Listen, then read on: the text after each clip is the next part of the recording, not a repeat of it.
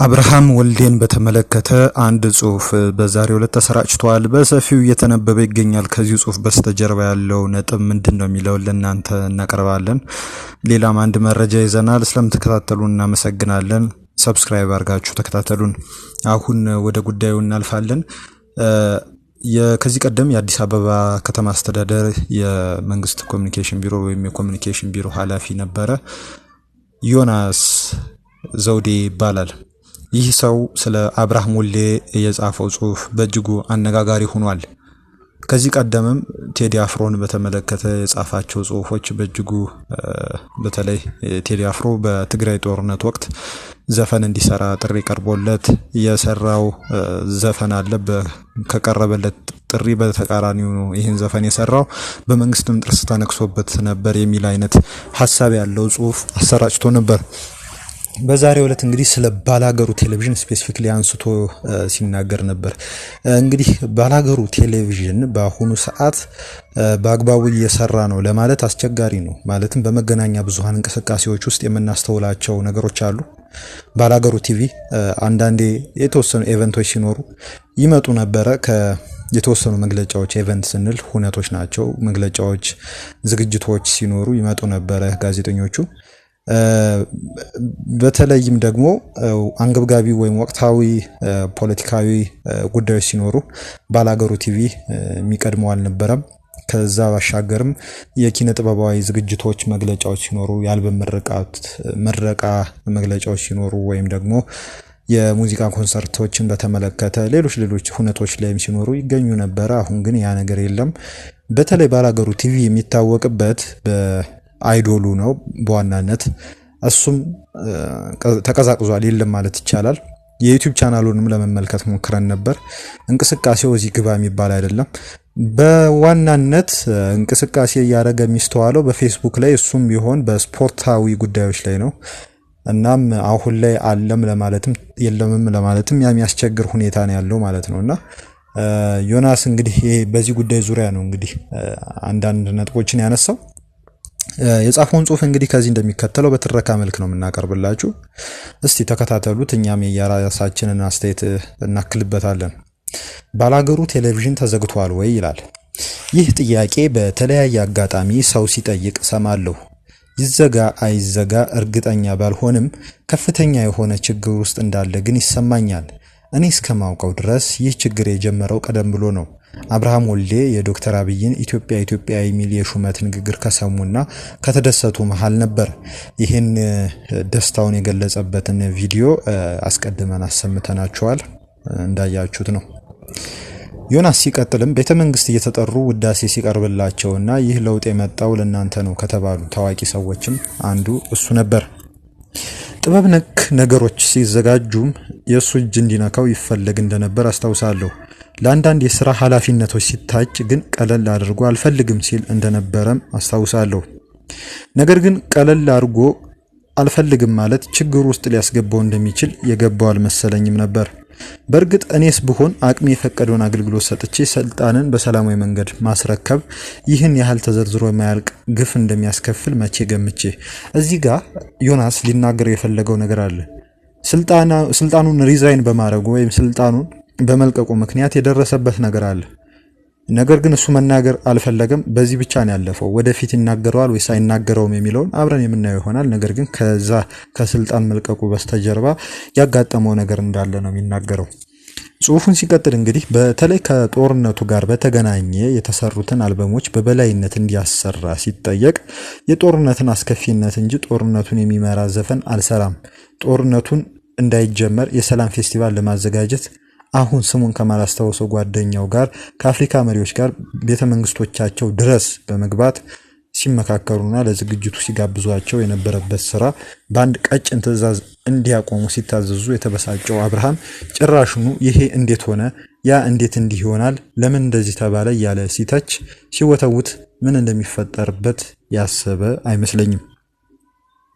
ድምፃውያኑ ለሰሜኑ ጦርነት ዘፈን አዋጡ ሲባል ለዳዊት ጽጌ የሰጠው አንቺን ብዬ ብሎ ለኢትዮጵያ የተቀኘላት ግጥም ውስጥ ጦርነቱን ይብቃ ቀና በይ ሲልና በድህነቷ በወሬ ምትሃት ተው አትፈትኗት የአድዋን እናት እያለ በግልጽ ለትግራይ እናቶች ሲቀኝ ምን ሊፈጠር እንደሚችል የማያውቅ አይመስለኝም። ሚዲያዎች በሃይማኖት ጉዳይ በተለይ በኦርቶዶክስ ተዋሕዶ ቤተክርስቲያን ውስጥ እስካሁን ድረስ ለሚያደርጉት አስተዋጽኦ ጀማሪ መሆኑ በብሮድካስትና በመንግስት ውስጥ ጥርስ ያስነከሰበት ይመስለኛል።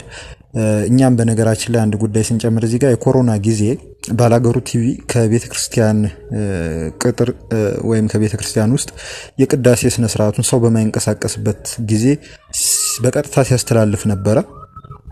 ይሄ እንግዲህ ነው እዚህ ጋር ለመጥቀስ የሞከረው ዮናስ። ከዚያ ሌላው ስራ ፖለቲካ ነው ካልክ የገቢዎች አምባሳደር ሁን ተብሎ ሲጠየቅ እና እምቢ ሲል ቀጥሎ የሚመጣው ይምጣ ብሎ መሆን አለበት ስል ነበር። አብርሃምም እንደ ቴዲ አፍሮ ወጥመድ ውስጥ አልገባ ማለቱ ብቻ ሳይሆን ሚዲያው ላይ የሚቀርቡት አብዛኛው ነገሮች የተወደደለት አይመስለኝም። በአንድ ወቅት አብርሃም በባላገሩ ቴሌቪዥን ስለሚቀርበው ስለ ኢኤምኤስ ወይም በቀድሞቹ የኢሳት ባልደረቦች ተቋቁሞ አሁንም ድረስ እየሰራ ስለሚገኘው ስለ ኢትዮጵያ ሚዲያ ሰርቪስ ሲጠየቅ እኛ እንደ ሚዲያ መንግስት ከፈቀደ ኢትዮ 360 ሆኑ ሪዮት ሚዲያ ቢመጡና የሀሳብ ነጻነት በጣቢያችን ቢታይ ደስ ይለናል ሲል ምን ሊገጥመው እንደሚችል አስቤ እሰጋ ነበር። ብቻ አሁን የምሰማው ባላገሩ አለ ወይስ ተዘግቷል የሚለው የሰው ጥያቄ መልስ የአብርሃምን የግል አመለካከትና ማንነትን ባልወደዱ የመንግስት ኃላፊዎች እጅ ላይ ያለ ይመስለኛል።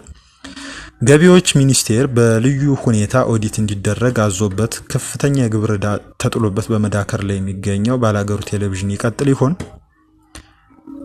ለእውነት ለዓላማቸው ዋጋ የሚከፍሉ ሙያተኞች ሊከበሩ ይገባል። ይህ አቋሙ አሁንም አብሮት እንዳለ የሚያሳየው ደግሞ ለቴዲ አፍሮ ወገንተኝነቱን ባሳየበት መልእክቱ ያሁኑ ጠበል ነው መሰለኝ ልክፍት ያለባቸውን የነካቸውን ሁሉ ማስለፍለፍ ጀምሯል ያለውን ጽሑፉን በምንም አይነት ተጽዕኖ እስካሁን ሳያጠፋው ማኖሩ ነው።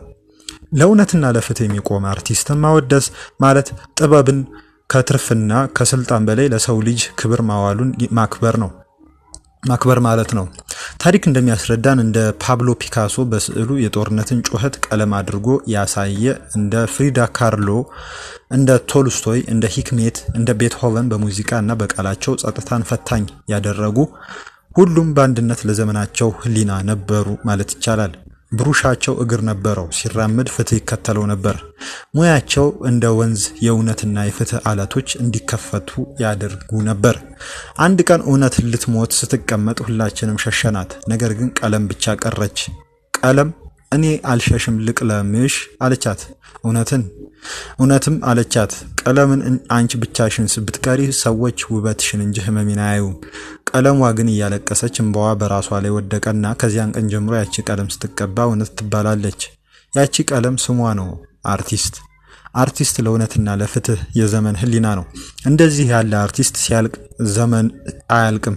ዘመኑ ግን እሱን ማለፍ እንደማይችል ይማራል።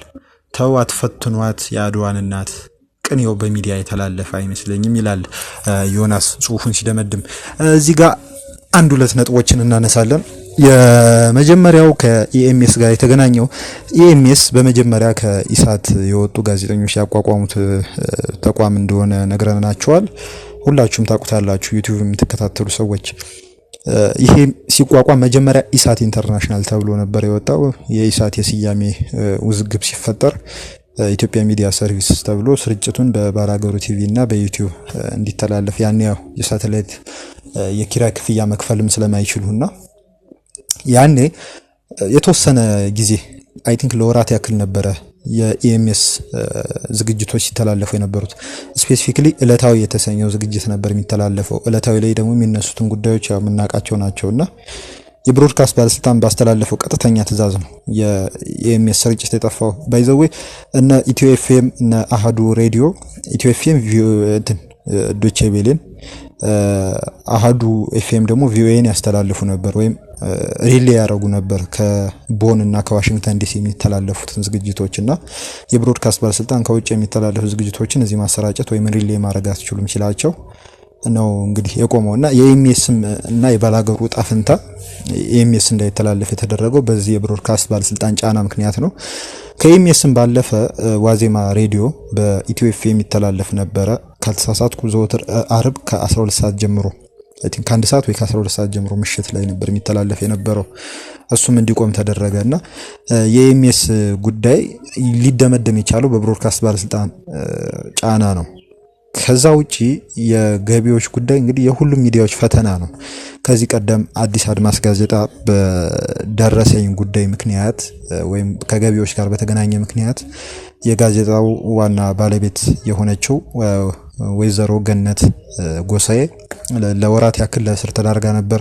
ሌሎችም ሚዲያዎችም እንደዚሁ በኪሳራም በየትኛው አሻምም ማየት ይቻላል። አሻም ቴሌቪዥን ለሰራተኞች ደሞዝ መክፈል እስከማይችልበት ደረጃ ድረስ ደርሶ ነው የተዘጋውና በአሁኑ ወቅት ያለውን የሚዲያ ሁኔታ የሚያሳይ ነው የባላገሩ ሂደት። አሁን እንግዲህ ዮናስ እንዳነሳው ከሆነ በገቢዎች እንግዲህ ከፍተኛውን ዕዳ ተጥሎበት በዘጋለው አልዘጋም መካከል ላይ ሚዲያው እንዲዋለል ያደረገው ሚዲያዎች እንግዲህ የገቢዎችን ጉዳይና አሁን ያለው የሚዲያ ጫና እንደ በፊቱ የቢራ ማስታወቂያ ማስተናገድ አለመቻል ሲቀጥል የተለያዩ አይነት ጫናዎች መደረጋቸው እነዚህ ክሪቲካል ሊባሉ የሚችሉ ወይም ደግሞ ከተለመደው የሚዲያ ሀቲት ውጪ ትርክት ከሚባለው ውጪ ያሉ ሚዲያዎች እንዲከስሙ የሚደረግበትን ሂደት የሚያሳይ ነው ማለት ይቻላል።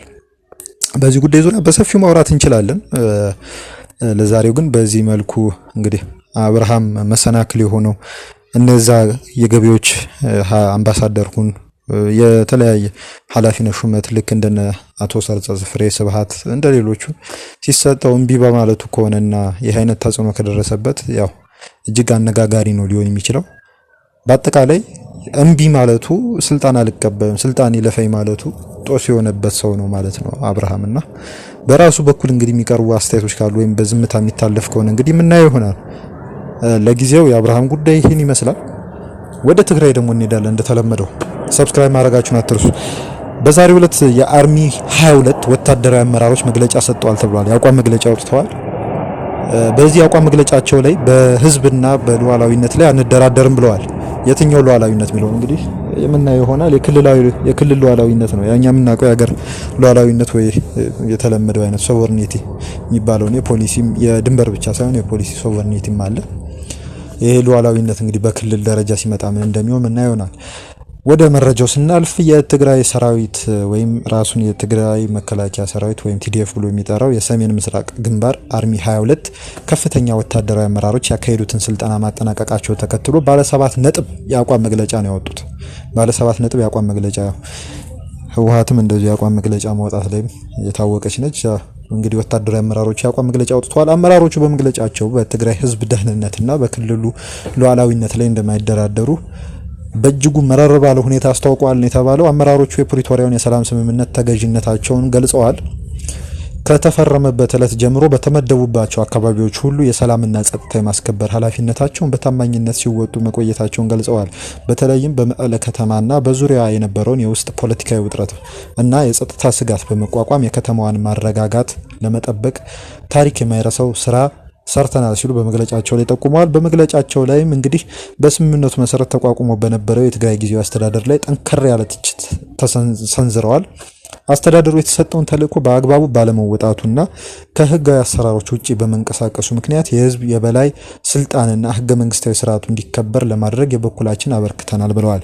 እዚህ ጋር እንግዲህ አቶ ጌታቸው ረዳ ሲመሩት የነበረው በኋላ ላይ ጀነራል ታደሰ ወረደ የተረከቡትን አስተዳደር ፈንቅሎ ከመጣል አንጻር የኛ ኃላፊነት ጉልህ ነው እያሉ ነው። እንግዲህ አርሚ 22 ሰዎች የአርሚ 22 እጅ ረጅም ነበር ማለት ነው። እንግዲህ አሁንም ጀነራል ታደሰ ወረደ ያሉበት አለመታወቁ ከአርሚ 22 ጋር ይገናኛል ብለን ነው እንድንገምት የሚያደርገው።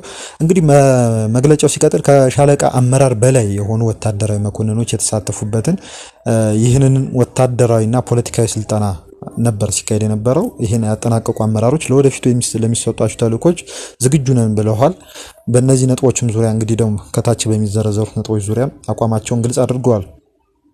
ከተሰጠው ስልጠና የተገኘውን አቅም ወደ ተግባር በመቀየር ላይ ለቀጣይ የህዝብና የመንግስት ተልዕኮች በዝግጁነት መቆም አለብን ብለዋል። ክልሉን ለመከፋፈል የሚደረጉ የሴራ ያሏቸው እንቅስቃሴዎች ሳይበገሩ ለላቀ ድል መስራት እንዳለባቸው አቋም አውጥተዋል። በተፈናቀለው ህዝብ ላይ እየደረሰ ያለውን መከራ ለማስቆምና የክልሉን ግዛታዊ አንድነት ኮት አንኮት በትምህርት ጥቅስ ማለት ነው ለማስከበር የተማሩትን ወታደራዊ ሳይንስና ጥበብ ወደ ተግባር ለማውረድ ዝግጁ መሆናቸውን በሰራዊቱና በአመራሩ ላይ የሚሰነዘሩ የፕሮፓጋንዳ ጥቃቶች ጥቃቶችና የሐሰት ስም ማጥፋት ድርጊቶችን በጽኑ በማውገዝ እንዲሁም የህግ የበላይነት እንዲረጋገጥ እንታገላለን ብለዋል። በህዝቡ ላይ የሚካሄዱ የስነልቦና ጦርነቶች፣ የድሮን ጥቃቶችና የሚዲያ ዛቻዎች ሰራዊቱን ከተሰጠው ህዝባዊ ዓላማ ቅንጣት ታህል አያደናቅፉትም ብለዋል። እነዚህ አመራሮች በቅርቡ በሌሎች የሰራዊት ክፍሎች ላይ የተፈጸመው የድሮን ጥቃት ቁጭትና ወኔን የሚጨምር እንጂ የማይበግረን ነው ሲሉ ተናግረዋል። አክለውም የተፈናቀሉትን ለመመለስና መሬታቸውን ለማስከበር ማንኛውም አይነት መስዋዕትን ለመክፈል ዝግጁ ነን ብለዋል። የሀገር ውስጥና የውጭው የተጋሩ ወይም የትግራይ ክልል ተወላጅ በሐሰተኛ ፕሮፓጋንዳዎች ሳይደናገጥ እንደወትሮ ሁሉ ከሰራዊቱ ጎን እንዲቆም ጥሪ እናቀርባለን ብለዋል እነዚህ አመራሮች። በመጨረሻም የአርሚ 22 ወታደራዊ አመራሮች መግለጫቸውን ሲያጠቃልሉ ሰላም ሁልጊዜም ምርጫችን ነው፣ በህዝባችንና በሉዓላዊነታችን ላይ ግን አንደራደርም በማለት በማስጠንቀቂያ በመሰለ አይነት አገላለጽ ነው የአቋም መግለጫቸውን የደመደሙት። በዛሬው ዕለት የወጣው የአርሚ 22 መግለጫ ይህን ይመስላል። የአቋም መግለጫ ስለተከታተላችሁ እናመሰግናለን። እስካሁን ደቂቃ ድረስ ሰብስክራይብ አድርጉን። አብራችሁን ስላላችሁም እናመሰግናለን። መልካም ጊዜ